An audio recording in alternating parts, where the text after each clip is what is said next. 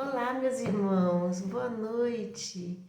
Que a paz do Mestre Jesus esteja nos nossos corações, que nós possamos por mais uma vez aqui unidos, nesse momento de estudo, de reflexão, acalmar o nosso coração, renovar nossas intenções, pensar sobre as coisas que nos acontecem, sempre com otimismo, com esperança, de que as coisas que são difíceis vão se resolver, que isso tudo que a gente vive nessa turbulência toda vai passar.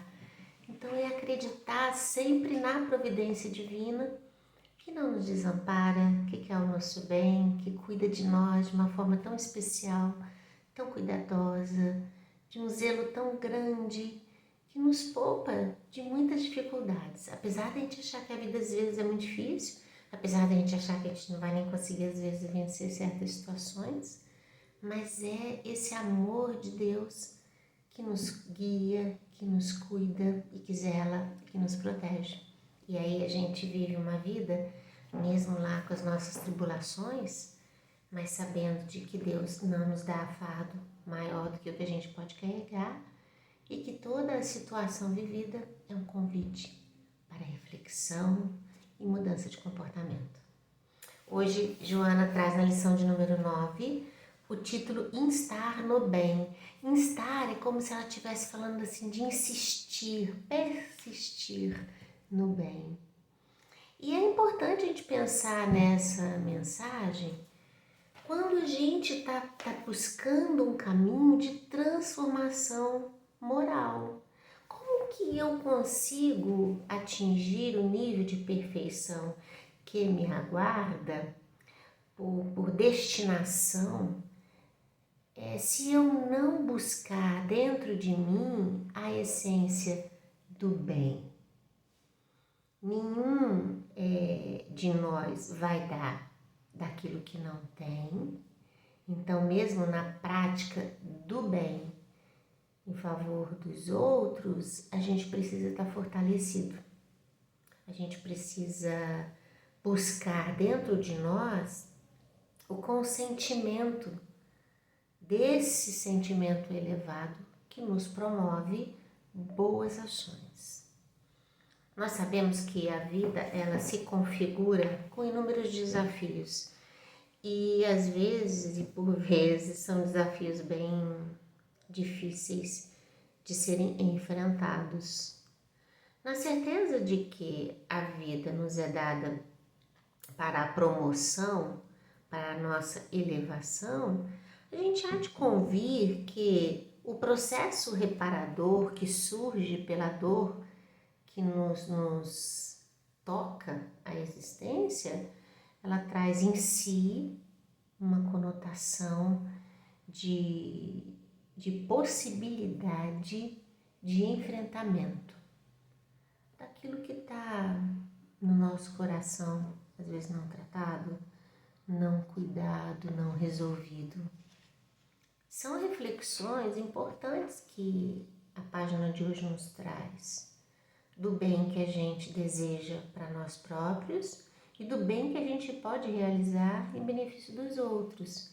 E nesse contexto da estrutura de vida, na estrutura humana, o que nos caracteriza? O comportamento quando alinhado com os benfeitores espirituais, trabalhadores da seara de Jesus. Então, Joana começa esse livro trazendo para reflexão o capítulo 5 do Evangelho, ainda, nessas lições todas que ela tem tratado, o capítulo 5, bem-aventurados os aflitos, e ela traz o item 9.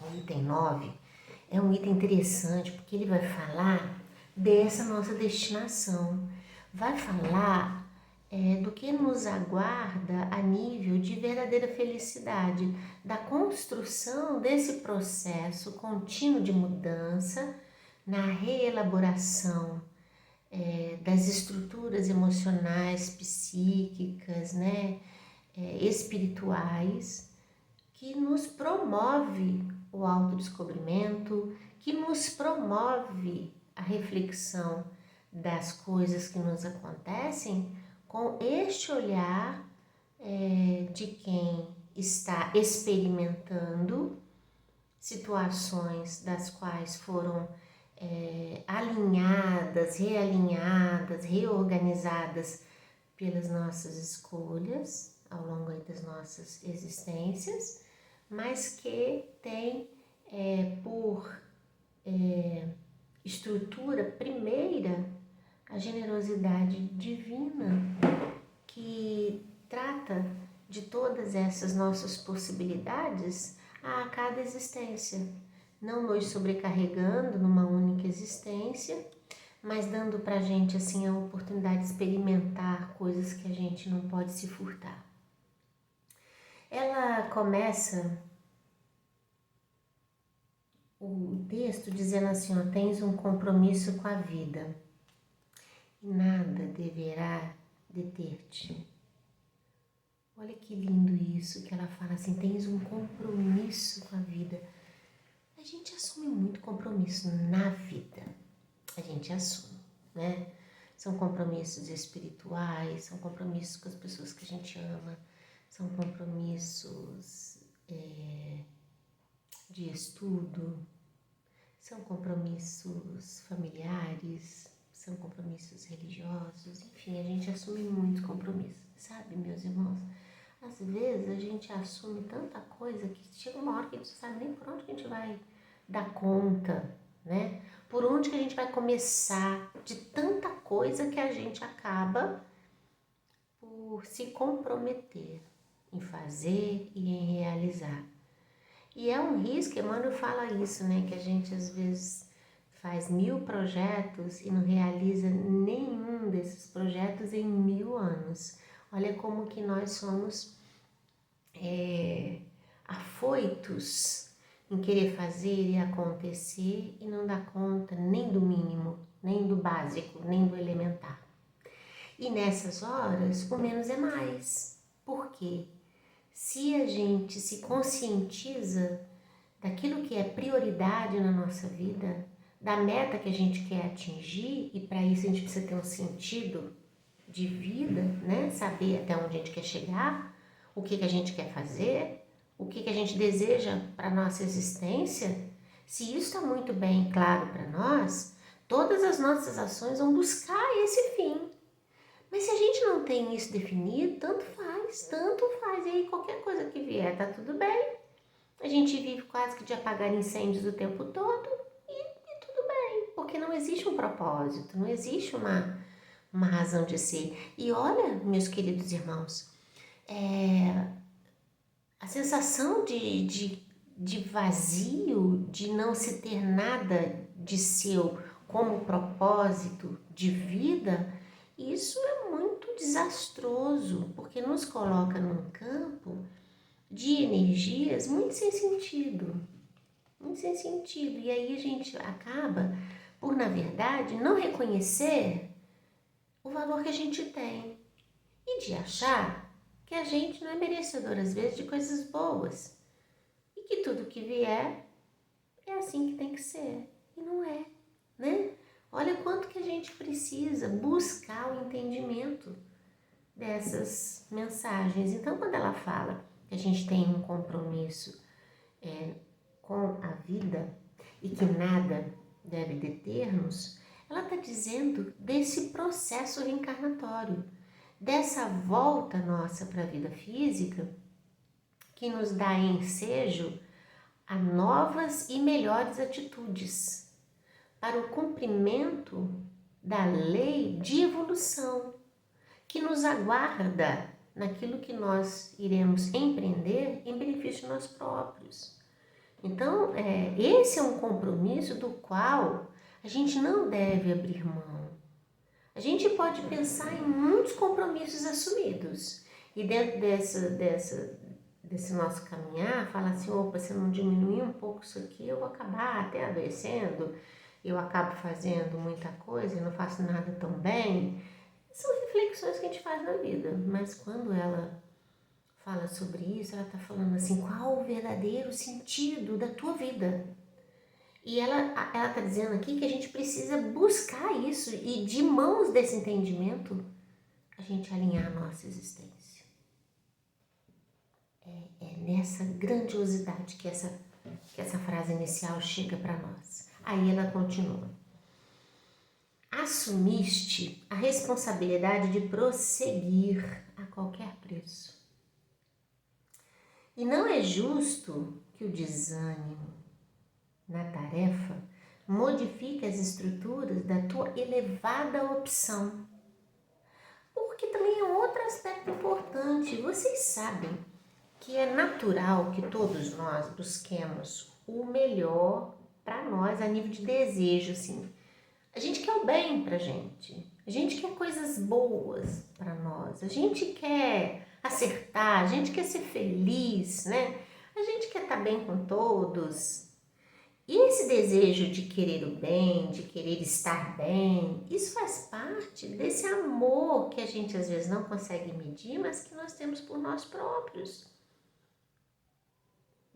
Oriundo isso da lei de evolução e da lei de proteção que nós temos a nós próprios, de preservação da vida, que começa lá, né, nos ensaios primitivos da preservação da vida. E depois isso vai nos acompanhando num estado de evolução que vai nos dando verdadeiro sentido disso, da preservação da vida.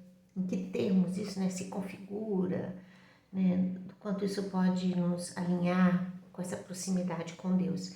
E nesse contexto, a gente vai buscar isso. Só que Paulo de Tarso nos diz assim, tudo me é lícito, mas nem tudo me convém.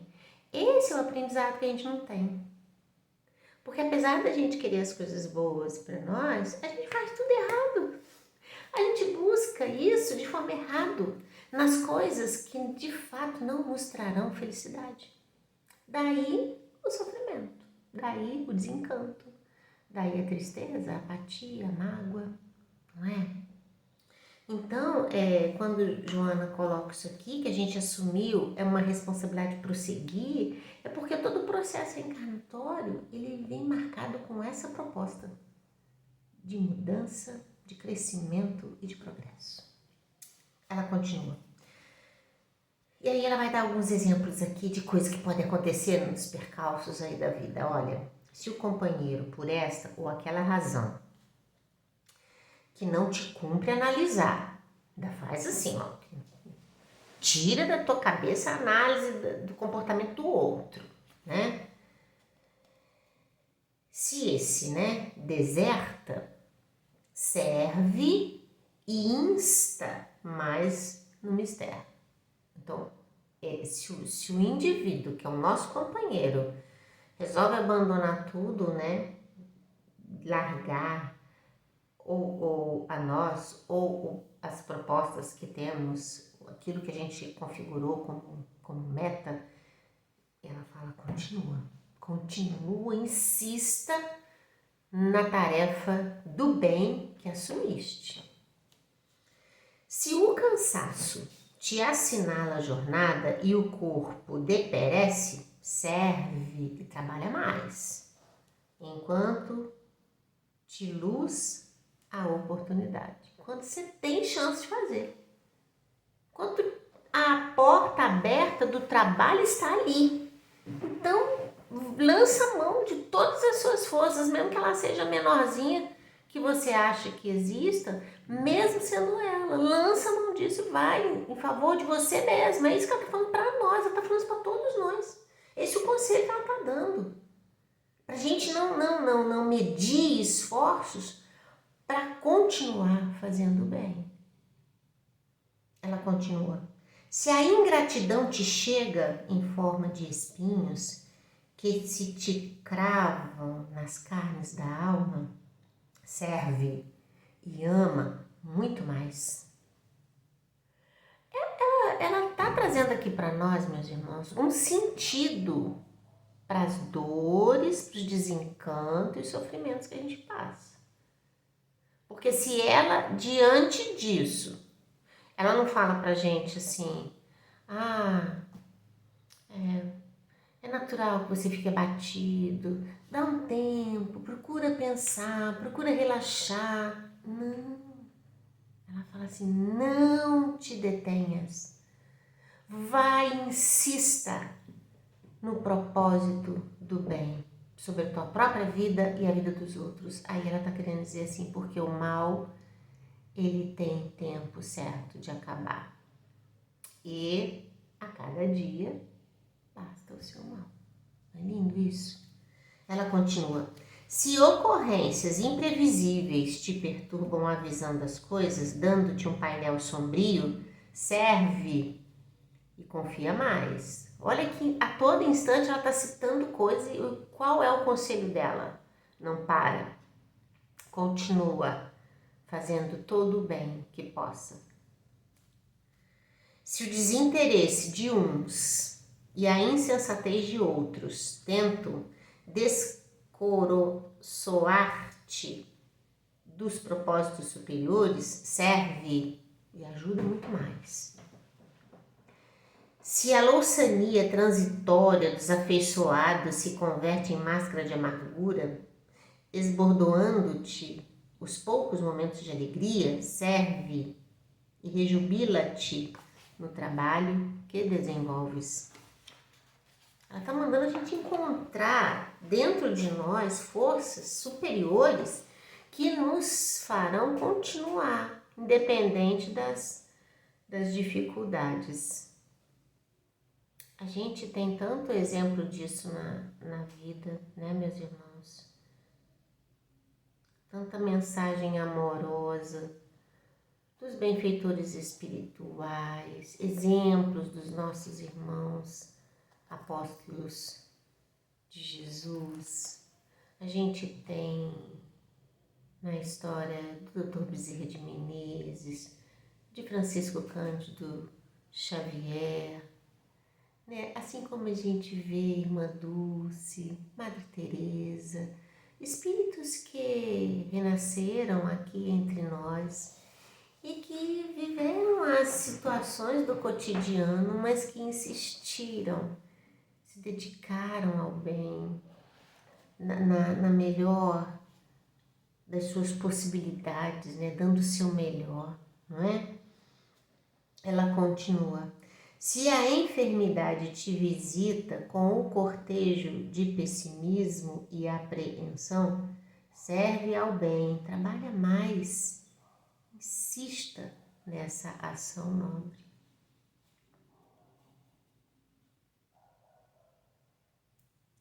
Acha vocês, meus irmãos, que nesse contexto ela fala apenas do bem que eu faço a outro? Pensa bem. Que a produção do bem, ela precisa primeiro começar dentro de nós. Vocês sabem que, de tempos em tempos, a espiritualidade superior nos convida, sempre que a gente dá oportunidade, para buscarmos ações mais assertivas na busca do nosso equilíbrio, da paz interior, que nasce da conduta do bem sobre nós próprios, de buscar dentro de nós o momento da oração, de buscar em nós a sabedoria, ponderação para lidar com as dificuldades, de buscar para nós leituras edificantes, conversações dignas, de nos afastarmos daqueles ambientes tóxicos, das pessoas que nos fazem mal, do diálogo improdutivo. A saúde física é importante. Cuidar para que tenhamos um sono reparador. Cuidar para que a nossa alimentação seja uma alimentação leve, saudável. Não descuidar das atividades físicas. É um conjunto de coisas que, somadas, geram para nós equilíbrio. quantos de nós perde o senso, a ponderação, porque estamos exaustos. E aí, diante da exaustão, a cabeça não consegue nem organizar nada, nem pensar nada, e a gente vai mecanicamente agindo numa situação de desencanto, de fragilidade, de fraqueza. E a exaustão, ela surge de uma mente cansada, de uma alma inquieta, de aflições que a gente alimenta e nutre, porque Jesus disse: aonde está o vosso tesouro, aí está o vosso coração. Quantas noites de sono a gente perde preocupado com isso, com aquilo, ou porque tem alguma coisa para fazer no dia seguinte e aquilo está tirando o nosso sossego. Quantas vezes, não é? Então são isso tudo que a gente precisa pensar juntos, né? Ela continua assim: teus exemplos é tua vida. Olha isso, né? Quando ela fala dos teus exemplos, não é aquilo que a gente quer exemplificar, é o que a gente faz todo dia. É a onda mental que a gente alimenta, é a conversação que a gente tem, são os hábitos que a gente tem, a forma como a gente se dirige para as pessoas, a forma como a gente trata as pessoas, a forma como a gente se trata, a forma como a gente é dentro da nossa casa, a forma como a gente é no nosso trabalho. E ela fala que os teus exemplos é tua vida. Olha como que isso é forte. Na frase seguinte ela diz aqui, ó: tuas palavras são convites, mas tuas ações são o retrato vivo dos teus propósitos. Aí ela tá falando assim, não, mas às vezes você pode ter um discurso, um diálogo, né? Todo cuidadoso, mas teus atos, teus hábitos, teu comportamento não diz disso. Aí ela fala assim: as palavras ajudam? Ajudam. As palavras tocam o coração? Tocam. Mas os exemplos arrastam. Os exemplos é a carta viva da nossa expressão íntima diante da vida. Daí cuidar disso, né? Daí cuidar de termos em nós o acervo humanizado, espiritualizado, para que as nossas ações possam ser a manifestação disso, de forma natural. Joana continua: teus compromissos não implicam na presença de um grupo contigo. Olha só, teus compromissos não implicam na companhia de um grupo contigo, ou seja, você pode ir sozinho, mas impõe-te a presença com Cristo ao lado de todos. Então a gente pode estar sozinho, a gente não precisa de fulano, de ciclano, de beltrano para fazer o bem que a gente possa fazer. A gente pode às vezes estar sozinho mesmo, solitário ali naquela tarefa, mas em contato com os outros é o Cristo que tem que estar em nós. Paulo fala isso numa dos seus momentos, né? Ele fala que já não era mais ele que vivia nele, mas o Cristo que vivia nele. Lindo isso, né? Não agasalhes qualquer forma de desalento, de amargura ou de ressentimento. O coração da gente é um negócio muito delicado. A gente às vezes se magoa por muitas coisas, a gente às vezes se desespera, né? Se inquieta, né? Por tantas coisas que a gente precisa buscar. Mas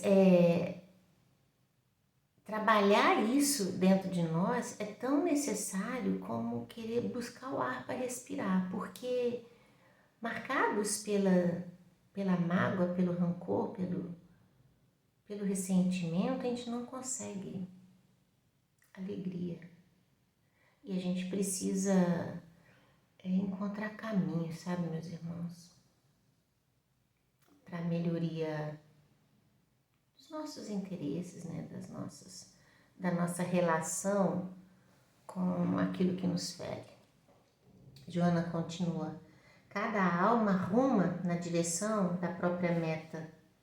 Insiste em ajudar, mas não condiciones que te ajudem. Insista pela realização e vivência da verdade. Dá, porém, tempo ao tempo e não te agastes com os retardatários. Se não concluíres a obra no corpo físico, faze de forma que haja o que houver, as flores do bem e da esperança que hoje semeies no mundo desabrochem, não entre os homens, mas no solo do teu próprio coração. Mais tarde, após a áspera e necessária travessia pelos imensos e abençoados caminhos da redenção humana. A gente ouve assim as palavras de Joana nesse sentido, né?